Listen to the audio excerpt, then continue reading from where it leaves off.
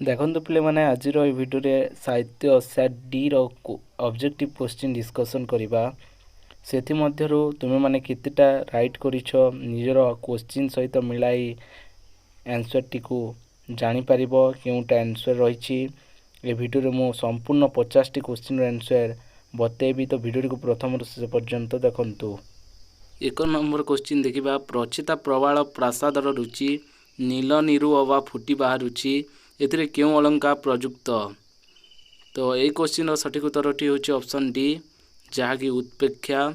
ଏବେ ଦେଖିବା 2 ନମ୍ବର। ଚୌକି ଛନ୍ଦର ଚତୁର୍ଥ ପାଦର କେତୋଟି ଅକ୍ଷର ଥାଏ? ଏହି କ୍ୱେଶ୍ଚିନ୍ର ସଠିକ୍ ଉତ୍ତରଟି ହେଉଛି ଅପସନ୍ ସି, ଯାହାକି 13। ଏବେ ଦେଖିବା 3 ନମ୍ବର କ୍ୱେଶ୍ଚିନ୍।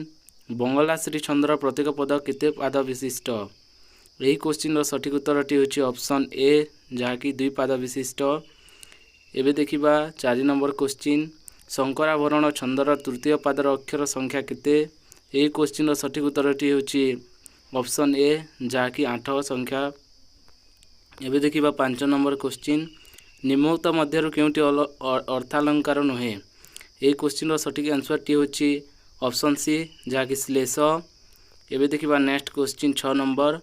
ନିମ୍ନୋକ୍ତ ମଧ୍ୟରେ କେଉଁଟି ଉପମାବାଚକ ଶବ୍ଦ? ଏହି କ୍ୱେଶ୍ଚିନ୍ର ସଠିକ୍ ଉତ୍ତରଟି ହେଉଛି ଅପସନ୍ ଡି, ଯାହାକି ଯଥା। ଏବେ ଦେଖିବା 7 ନମ୍ବର କ୍ୱେଶ୍ଚିନ୍। ଶ୍ଲେଷ ଅଳଙ୍କାର କେତେ ପ୍ରକାର? ଏହି କ୍ୱେଶ୍ଚିନ୍ର ସଠିକ୍ ଉତ୍ତରଟି ହେଉଛି ଅପସନ୍ ବି, ଯାହାକି 3 ପ୍ରକାର। ଏବେ ଦେଖିବା 8 ନମ୍ବର କ୍ୱେଶ୍ଚିନ୍। ଶ୍ୱେତାଙ୍ଗ ଚଢ଼େ ଗୁହା ସମୁଦ୍ର ଗର ନିରଭେଦି କିବା ଉଠେ ଐରାବତ, ଏଠାରେ କିବା କେଉଁ ପ୍ରକାର ଶବ୍ଦ? ତ ଏହି କ୍ୱେଶ୍ଚିନ୍ର ସଠିକ୍ ଉତ୍ତରଟି ହେଉଛି ଅପସନ୍ ସି, ଯାହାକି ଉତ୍ପ୍ରେକ୍ଷାବାଚକ। ଏବେ ଦେଖିବା 9 ନମ୍ବର କ୍ୱେଶ୍ଚିନ୍। ଜାତି ପ୍ରେମ ବହ୍ନି ପ୍ରଜ୍ୱଳିତ କର, ରେଖାଙ୍କିତ ଅଂଶରେ କେଉଁ ଅଳଙ୍କାର ରହିଛି? ତ ଏହି କ୍ୱେଶ୍ଚିନ୍ର ସଠିକ୍ ଉତ୍ତରଟି ହେଉଛି ଅପସନ୍ ଏ, ଯାହାକି ରୂପକ ଅଳଙ୍କାର ରହିଛି। ଏବେ ଦେଖିବା 10 ନମ୍ବର କ୍ୱେଶ୍ଚିନ୍। ଯେଉଁଠାରେ ଉପମେୟ ଉପମାନ ମଧ୍ୟରେ ସାଦୃଶ୍ୟ କଥିତ ହୋଇଥାଏ, ସେଠାରେ କେଉଁ ଅଳଙ୍କାର ହୁଏ? ତ ଏହି କ୍ୱେଶ୍ଚିନ୍ର ସଠିକ୍ ଉତ୍ତରଟି ହେଉଛି ଅପସନ୍ ସି, ଯାହାକି ଉପମା ଅଳଙ୍କାର ହୋଇଥାଏ। ଏବେ ଦେଖିବା 11 ନମ୍ବର କ୍ୱେଶ୍ଚିନ୍। କବି କାହାକୁ ଯୋଗେଶ୍ୱରୀ ବୋଲି କହିଛନ୍ତି? ତ ଏହି କ୍ୱେଶ୍ଚିନ୍ର ସଠିକ୍ ଉତ୍ତରଟି ହେଉଛି ଅପସନ୍ ବି, ଯାହାକି ଉଷାକୁ। ଏବେ ଦେଖିବା 12 ନମ୍ବର କ୍ୱେଶ୍ଚିନ୍। ଉତ୍କଳର ବନଭୂମି କିପରି ବୋଲି ପଠିତ କବିତାରେ କୁହାଯାଇଛି? ଏହି କ୍ୱେଶ୍ଚିନ୍ର ସଠିକ୍ ଉତ୍ତରଟି ହେଉଛି ଅପସନ୍ ବି, ଯାହାକି ଘଞ୍ଚ। ଏବେ ଦେଖିବା ନେକ୍ସଟ କ୍ୱେଶ୍ଚିନ୍। ଶୁକସାରଣ କାହାକୁ ଦେବରିପୁ ବୋଲି ସମ୍ବୋଧନ କରିଥିଲେ? ଏହି କ୍ୱେଶ୍ଚିନ୍ର ସଠିକ୍ ଉତ୍ତରଟି ହେଉଛି ଅପସନ୍ ଏ, ଯାହାକି ରାବଣକୁ। ଏବେ ଦେଖିବା 14 ନମ୍ବର କ୍ୱେଶ୍ଚିନ୍। ପୂର୍ବ ଦିଗ୍ବଳୟରେ କବି କାହାର ଛାୟାକାର ଚିତ୍ର ଦେଖିଛନ୍ତି? ଏହି କ୍ୱେଶ୍ଚିନ୍ର ସଠିକ୍ ଉତ୍ତରଟି ହେଉଛି ଅପସନ୍ ଡି, ଯାହାକି ମୀନଜୀବୀମାନଙ୍କର ନାବର। ଏବେ ଦେଖିବା next question 15 number. Gangadhar Meher Odia ସାହିତ୍ୟର କେଉଁ କବି ଭାବରେ ପରିଚିତ? ଏହି କ୍ୱେଶ୍ଚିନ୍ର ସଠିକ୍ ଉତ୍ତରଟି ହେଉଛି ଅପସନ୍ ସି, ଯାହାକି ସ୍ୱଭାବ କବି। ଏବେ ଦେଖିବା 16 ନମ୍ବର କ୍ୱେଶ୍ଚିନ୍। କ'ଣ କରିଥିବାରୁ କବି ମାଟିମାର ଦେଶକୁ ବୁଲି ଆସିଛନ୍ତି? ଏହି କ୍ୱେଶ୍ଚିନ୍ର ସଠିକ୍ ଉତ୍ତରଟି ହେଉଛି ଅପସନ୍ ଏ, ଯାହାକି ତପ। ଏବେ ଦେଖିବା 17 ନମ୍ବର କ୍ୱେଶ୍ଚିନ୍। କବି କାହାକୁ ଉଷାଙ୍କ କର ଭାବେ କଳ୍ପନା କରିଛନ୍ତି? ଏହି କ୍ୱେଶ୍ଚିନ୍ର ସଠିକ୍ ଉତ୍ତରଟି ହେଉଛି ଅପସନ୍ ସି, ଯାହାକି ପଲ୍ଲବ। ଏବେ ଦେଖିବା ନେକ୍ସଟ କ୍ୱେଶ୍ଚିନ୍, ଯାହାକି 18 ନମ୍ବର। କବି କାହାକୁ ଆଶ୍ରମର ଧାତ୍ରୀ ବୋଲି କହିଛନ୍ତି? ଏହି କ୍ୱେଶ୍ଚିନ୍ର ସଠିକ୍ ଉତ୍ତରଟି ହେଉଛି ଅପସନ୍ ଏ, ଯାହାକି ତମସାକୁ। ଏବେ ଦେଖିବା ନେକ୍ସଟ କ୍ୱେଶ୍ଚିନ୍ 19 ନମ୍ବର। ମାଟି ସମସ୍ତଙ୍କୁ କ'ଣ ସମାନ ଭାବେ ବାଣ୍ଟି ଦେଇଛି? ଏହି କ୍ୱେଶ୍ଚିନ୍ର ସଠିକ୍ ଉତ୍ତରଟି ହେଉଛି ଅପସନ୍ ଡି, ଯାହାକି ସ୍ନେହ। ଏବେ ଦେଖିବା 20 ନମ୍ବର କ୍ୱେଶ୍ଚିନ୍। କବି କାହାକୁ ମାଟିର ଦେହ ବୋଲି କହିଛନ୍ତି? ଏହି କ୍ୱେଶ୍ଚିନ୍ର ସଠିକ୍ ଉତ୍ତରଟି ହେଉଛି ଅପସନ୍ ବି, ଯାହାକି ପାହାଡ଼ ପଥର। ଏବେ ଦେଖିବା ନେକ୍ସଟ କ୍ୱେଶ୍ଚିନ୍ 21 ନମ୍ବର। କାହାର କଲ୍ୟାଣ ସାଧନ କରିବାକୁ ନରେରୁ ନିର୍ଦ୍ଦେଶ ଦେଇ ଶ୍ରୀରାମକୃଷ୍ଣ ବିଦାୟ ନେଇଥିଲେ? ଏହି କ୍ୱେଶ୍ଚିନ୍ର ସଠିକ୍ ଉତ୍ତରଟି ହେଉଛି ଅପସନ୍ ଏ, ଯାହାକି ଜଗତର। ଏବେ ଦେଖିବା ନେକ୍ସଟ କ୍ୱେଶ୍ଚିନ୍ 22 ନମ୍ବର। ଲକ୍ଷ୍ମୀକାନ୍ତଙ୍କ ଜନ୍ମବେଳକୁ ତାଙ୍କ ପିତାଙ୍କ ବୃତ୍ତି କ'ଣ ଥିଲା? ଏହି କ୍ୱେଶ୍ଚିନ୍ର ସଠିକ୍ ଉତ୍ତରଟି ହେଉଛି ଅପସନ୍ ବି, ଯାହାକି ଶିକ୍ଷକତା। ଏବେ ଦେଖିବା ନେକ୍ସଟ କ୍ୱେଶ୍ଚିନ୍। ସମୟ ସ୍ରୋତରେ ଲେଖକ କାହାପରି ଭାସି ଚାଲିଥିବା କହିଛନ୍ତି? ଏହି କ୍ୱେଶ୍ଚିନ୍ର ସଠିକ୍ ଉତ୍ତରଟି ହେଉଛି ଅପସନ୍ ସି, ଯାହାକି ଶୁଷ୍କ ତୃଣ। ଏବେ ଦେଖିବା ନେକ୍ସଟ କ୍ୱେଶ୍ଚିନ୍ 24 ନମ୍ବର। ଗୋବିନ୍ଦ ଭାଇ କେଉଁ ପ୍ରକାର ଲୋକ ଥିଲେ? ଏହି କ୍ୱେଶ୍ଚିନ୍ର ସଠିକ୍ ଉତ୍ତରଟି ହେଉଛି ଅପସନ୍ ବି, ଯାହାକି ଆଜୀବନ ଅକର୍ମା। ଏବେ ଦେଖିବା ନେକ୍ସଟ କ୍ୱେଶ୍ଚିନ୍ 25 ନମ୍ବର। କେଉଁ ଛଳନାର ଶିକାର ହେବା ଫଳରେ ଜନତା ଜନାର୍ଦ୍ଦନ ଶବ୍ଦ ଯୁଗଳ ଉପରେ ମଇଳା ଜମି ଯାଇଛି? ଏହି କ୍ୱେଶ୍ଚିନ୍ର ସଠିକ୍ ଉତ୍ତରଟି ହେଉଛି ଅପସନ୍ ସି, ଯାହାକି ରାଜନୈତିକ। ଏବେ ଦେଖିବା ନେକ୍ସଟ କ୍ୱେଶ୍ଚିନ୍, ଯାହାକି 26 ନମ୍ବର କ୍ୱେଶ୍ଚିନ୍। କେଉଁ ନାଟକଟି ମନୋରଞ୍ଜନ ଦାସଙ୍କ ରଚନା? ଏହି କ୍ୱେଶ୍ଚିନ୍ର ସଠିକ୍ ଉତ୍ତରଟି ହେଉଛି ଅପସନ୍ ସି, ଯାହାକି ଅରଣ୍ୟ ଫସଲ। ଏବେ ଦେଖିବା ନେକ୍ସଟ କ୍ୱେଶ୍ଚିନ୍ 27 ନମ୍ବର। କେଉଁଠାରେ ପାଓହାରୀ ବାବାଙ୍କ ସହିତ ବିବେକାନନ୍ଦଙ୍କର ସାକ୍ଷାତ ହୋଇଥିଲା? ଏହି କ୍ୱେଶ୍ଚିନ୍ର ସଠିକ୍ ଉତ୍ତରଟି ହେଉଛି ଅପସନ୍ ବି, ଯାହାକି ଗାଜିପୁରରେ। ଏବେ ଦେଖିବା 28 ନମ୍ବର କ୍ୱେଶ୍ଚିନ୍। ରାଧାନାଥଙ୍କ ଚରିତ ବ୍ୟଙ୍ଗ କାବ୍ୟର ନାମ କ'ଣ ଥିଲା? ଏହି କ୍ୱେଶ୍ଚିନ୍ର ସଠିକ୍ ଉତ୍ତରଟି ହେଉଛି ଅପସନ୍ ସି, ଯାହାକି ଦରବାର। ଏବେ ଦେଖିବା 29 ନମ୍ବର। କେଉଁଠି ଫକୀର ମୋହନଙ୍କ ରଚନା ନୁହେଁ? ଏହି କ୍ୱେଶ୍ଚିନ୍ର ସଠିକ୍ ଉତ୍ତରଟି ହେଉଛି ଅପସନ୍ ଡି, ଯାହାକି କନକଲତା। ଏବେ ଦେଖିବା 30 ନମ୍ବର। ମାଟିର ମଣିଷ ଉପନ୍ୟାସର ଲେଖକ କିଏ? ଏହି କ୍ୱେଶ୍ଚିନ୍ର ସଠିକ୍ ଉତ୍ତରଟି ଅଛି ଅପସନ୍ ଏ, ଯାହାକି କାଳିନ୍ଦୀ ଚରଣ ପାଣିଗ୍ରାହୀ। ଏବେ ଦେଖିବା 31 ନମ୍ବର।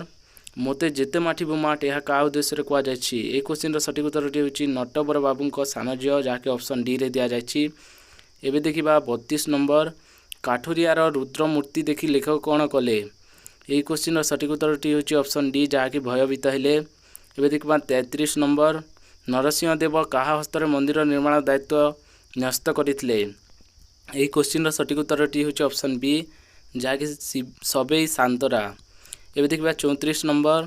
ଯାହାର ମୁଣ୍ଡ ନାହିଁ ତା ପିଣ୍ଡରେ ଜୀବନ କୁଆଡ଼ୁ ଆସିବ? ଏହା କାହାର ଉକ୍ତି ଥିଲା? ଏହି କ୍ୱେଶ୍ଚିନ୍ର ସଠିକ୍ ଉତ୍ତରଟି ହେଉଛି ଅପସନ୍ ଏ, ଯାହାକି ବିଶୁ ମହାରଣାର। ଏବେ ଦେଖିବା ନେକ୍ସଟ କ୍ୱେଶ୍ଚିନ୍ 35 ନମ୍ବର। ବସରୁ ଓହ୍ଲାଇ ନଟବର ବାବୁ କେଉଁ ଆଡ଼କୁ ମୁହାଁଇଥିଲେ? ଏହି କ୍ୱେଶ୍ଚିନ୍ର ସଠିକ୍ ଉତ୍ତରଟି ହେଉଛି ଅପସନ୍ ବି, ଯାହାକି ହରିଗୁଡ଼ିଆ ଚାଲିଆ ଆଡ଼କୁ। ଏବେ ଦେଖିବା ନେକ୍ସଟ କ୍ୱେଶ୍ଚିନ୍ 36 ନମ୍ବର। ଗାଳ୍ପୀୟ ସ୍ନେହମୟୀ ଜନନୀ ସହିତ କାହାକୁ ତୁଳନା କରିଛନ୍ତି? ଏହି କ୍ୱେଶ୍ଚିନ୍ର ସଠିକ୍ ଉତ୍ତରଟି ହେଉଛି ଅପସନ୍ ଏ, ଯାହାକି ବରଗଛ। ଏବେ ଦେଖିବା ନେକ୍ସଟ କ୍ୱେଶ୍ଚିନ୍ 37 ନମ୍ବର। ନଟବର ବାବୁ କାହାକୁ ଲୁହା କରେଇ ବୋଲି କହିଛନ୍ତି? ଏହି କ୍ୱେଶ୍ଚିନ୍ର ସଠିକ୍ ଉତ୍ତରଟି ହେଉଛି ଅପସନ୍ ଡି, ଯାହାକି ସଂସାରକୁ। ଏବେ ଦେଖିବା 29 ନମ୍ବର। ବଉଳ ଗଛ ଛାଇରେ ମଧୁ ତିଆଡ଼ି କ'ଣ ପଢ଼ୁଥିଲେ? ଏହି କ୍ୱେଶ୍ଚିନ୍ର ସଠିକ୍ ଉତ୍ତରଟି ହେଉଛି ଅପସନ୍ ଏ, ଯାହାକି ଭାଗବତ। ଏବେ ଦେଖିବା ନେକ୍ସଟ କ୍ୱେଶ୍ଚିନ୍ 39 ନମ୍ବର। ଝିଅମାନଙ୍କ କଲେଜରେ ପାଠ ପଢ଼ିବା ମାନେ କ'ଣ ବୋଲି ନଟବର ବାବୁ କହିଛନ୍ତି? ଏହି କ୍ୱେଶ୍ଚିନ୍ର ସଠିକ୍ ଉତ୍ତରଟି ହେଉଛି ଅପସନ୍ ସି, ଯାହାକି ଫ୍ୟାସନ୍ ହୋଇ ବୁଲିବା। ଏବେ ଦେଖିବା 40 ନମ୍ବର। କେଉଁ ଗଛ ମୂଳେ ମହାବୀର ଜିନ୍ ପରମ ଜ୍ଞାନ ଥାଇଥିଲେ? ଏହି କ୍ୱେଶ୍ଚିନ୍ର ସଠିକ୍ ଉତ୍ତରଟି ହେଉଛି ଅପସନ୍ ବି, ଯାହାକି ଅଶ୍ୱତଥ ଗଛ। ଏବେ ଦେଖିବା 41 ନମ୍ବର କ୍ୱେଶ୍ଚିନ୍। କେଉଁ ପ୍ରକାର ଶବ୍ଦରେ ଦନ୍ତେଶ୍ୱର ମୂର୍ଦ୍ଧନ୍ୟ ହୁଏ?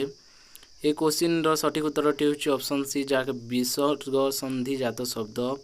ଏବେ ଦେଖିବା 42 ନମ୍ବର କ୍ୱେଶ୍ଚିନ୍। ବାକ୍ୟାଂଶ କାହାକୁ କୁହାଯାଏ? ଏହି କ୍ୱେଶ୍ଚିନ୍ର ସଠିକ୍ ଉତ୍ତରଟି ହେଉଛି ଅପସନ୍ ସି, ଯାହାକି ବାକ୍ୟରେ ବୁଝା ପଡ଼ୁଥିବା ନିର୍ଦ୍ଦିଷ୍ଟ ଅଂଶକୁ ବାକ୍ୟାଂଶ ବୋଲି କୁହାଯାଏ। ଏବେ ଦେଖିବା 43 ନମ୍ବର। ଅକ୍ଷୟ ଗୋଟିଏ ଭଲ ଗୀତ ଗାଇଲେ। ଏହି ବାକ୍ୟରେ କେଉଁଟି କର୍ମ? ଏହି କ୍ୱେଶ୍ଚିନ୍ର ସଠିକ୍ ଉତ୍ତରଟି ହେଉଛି ଅପସନ୍ ବି, ଯାହାକି ଗୀତ। ଏବେ ଦେଖିବା 44 ନମ୍ବର କ୍ୱେଶ୍ଚିନ୍। ଗୋଟିଏ ମାତ୍ର ସମାପିକା କ୍ରିୟା ଥିବା ବାକ୍ୟ କେଉଁ ପ୍ରକାର ବାକ୍ୟ? ଏହି କ୍ୱେଶ୍ଚିନ୍ର ସଠିକ୍ ଉତ୍ତରଟି ହେଉଛି ଅପସନ୍ ଡି, ଯାହାକି ସରଳ ବାକ୍ୟ। ଏବେ ଦେଖିବା 45 ନମ୍ବର କ୍ୱେଶ୍ଚିନ୍। କେଉଁ ଶବ୍ଦରେ ସ୍ୱାଭାବିକ ଭାବେ ଅଣ ରହିଛି? ଏହି କ୍ୱେଶ୍ଚିନ୍ର ସଠିକ୍ ଉତ୍ତରଟି ହେଉଛି ଅପସନ୍ ଡି, ଯାହାକି କଣିକା। ଏବେ ଦେଖିବା 46 ନମ୍ବର। ନଟବାଣୀ ଛନ୍ଦର ପ୍ରତ୍ୟେକ ପାଦର ଅକ୍ଷର ସଂଖ୍ୟା କେତେ? ଏହି କ୍ୱେଶ୍ଚିନ୍ର ସଠିକ୍ ଉତ୍ତରଟି ହେଉଛି ଅପସନ୍ ସି, ଯାହାକି 12। ଏବେ ଦେଖିବା ନେକ୍ସଟ କ୍ୱେଶ୍ଚିନ୍ 47 ନମ୍ବର। ନିର୍ମତ ମଧ୍ୟରେ କେଉଁଥିରେ ବଚନଗତ ଅଶୁଦ୍ଧି ରହିଛି? ଏହି କ୍ୱେଶ୍ଚିନ୍ର ସଠିକ୍ ଉତ୍ତରଟି ହେଉଛି ସବୁ ବହିଗୁଡ଼ିକ, ଯାହାକି ଅପସନ୍ ଡିରେ ଦିଆଯାଇଛି। ଏବେ ଦେଖିବା ନେକ୍ସଟ କ୍ୱେଶ୍ଚିନ୍। ପଦର ପ୍ରତ୍ୟେକ ପନ୍ଥୀକୁ କ'ଣ କୁହାଯାଏ? ଏହି କ୍ୱେଶ୍ଚିନ୍ର ସଠିକ୍ ଉତ୍ତରଟି ହେଉଛି ଅପସନ୍ ଏ, ଯାହାକି ପାଦ।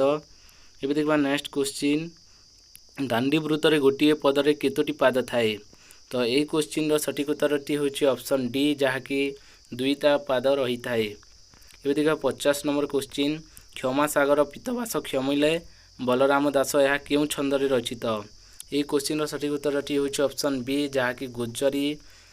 ତ ପିଲାମାନେ ଏହା ଥିଲା ଆଜିର ଏମାଇଲ୍ କ୍ୱେଶ୍ଚିନ୍ର ଟୋଟାଲ୍ ଆନ୍ସର୍।